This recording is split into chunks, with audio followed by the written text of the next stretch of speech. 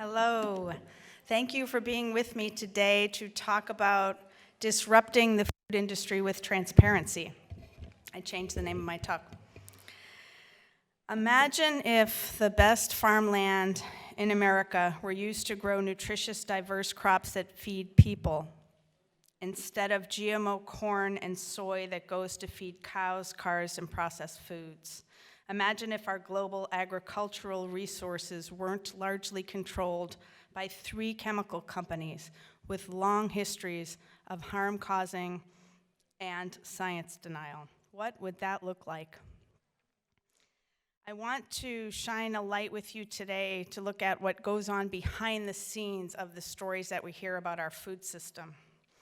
And I also want to talk about the institutions that are failing us and failing to value life, and about the power that we all have to tell a new story about the future of our food. And I want to hold this focus on institutions because I don't believe this is a story about us versus them or bad people versus good people. I think this is a time in which there are those of us who see and many people who don't yet see that the institutions failing us are just human decisions, and we are always free to make different decisions and to create new systems that respect and value life. And we need to create a new food system.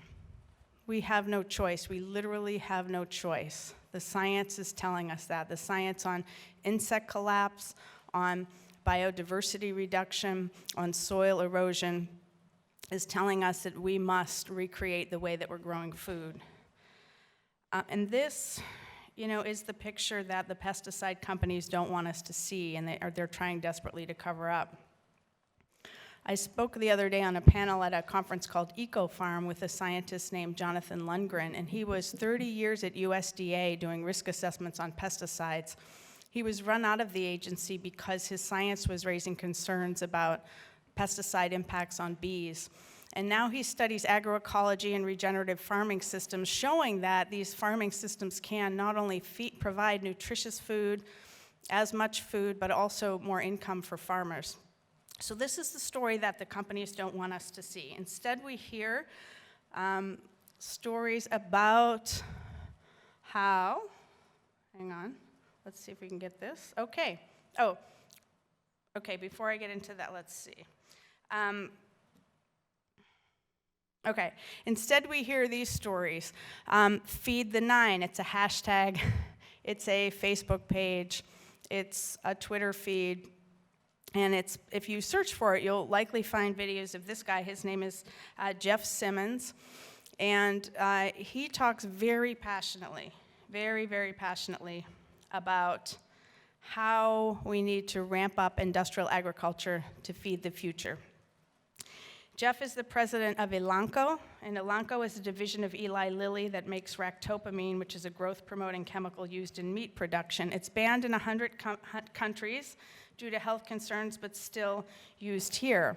So we also hear headlines like, we need GMOs to feed people. GMO crops is a huge part of what we need to do to have a sustainable future, from a group called the Genetic Literacy Project, which I write a lot about, which gets paid by Bayer to promote their products.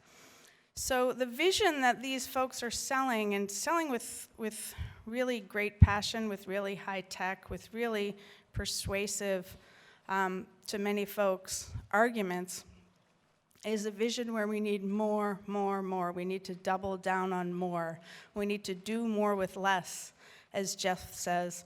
But more with less in this vision is creating bigger and bigger and bigger factory farms that run through more and more animals. The genetic engineering projects in the pipeline are having to do with, many of them, engineering animals to fit better in confined conditions, survive those conditions, pumping them up with drugs to make them grow faster, and that this is what we need to feed the world.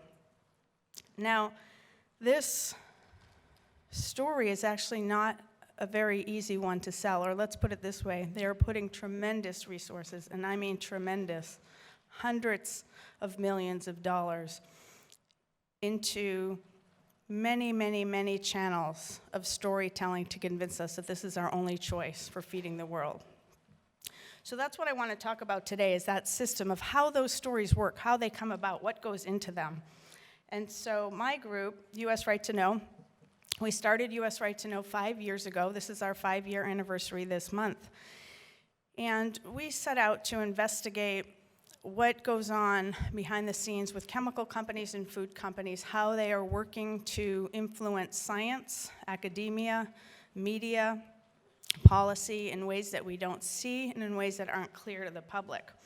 So we filed many public records requests, and we looked at universities, we looked at academics, we looked at government institutions, and over these past years, we've obtained tens of thousands of documents, many of them internal corporate documents, emails. We've worked with some whistleblowers to gather this trove of information that hasn't before been available and to analyze it, and what are the stories, how are the payments working, who's working with who, and how does it all operate behind the scenes. So this is what I've been doing for the past several years, is trying to make sense of this, writing about it. We write lots of fact sheets about leading front groups and propaganda groups, scientists who work with industry. We have many of our documents posted at the University of California, San Francisco, and available for free. And we also have been tracking the Monsanto papers, the Monsanto trials. Is anyone following the Monsanto trials?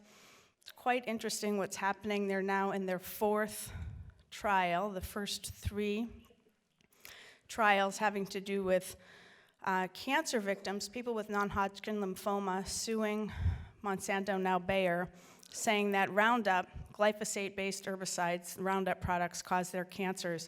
And the first 3 juries came back with unanimous verdicts that glyphosate did cause the cancer and that Monsanto covered up and didn't warn people.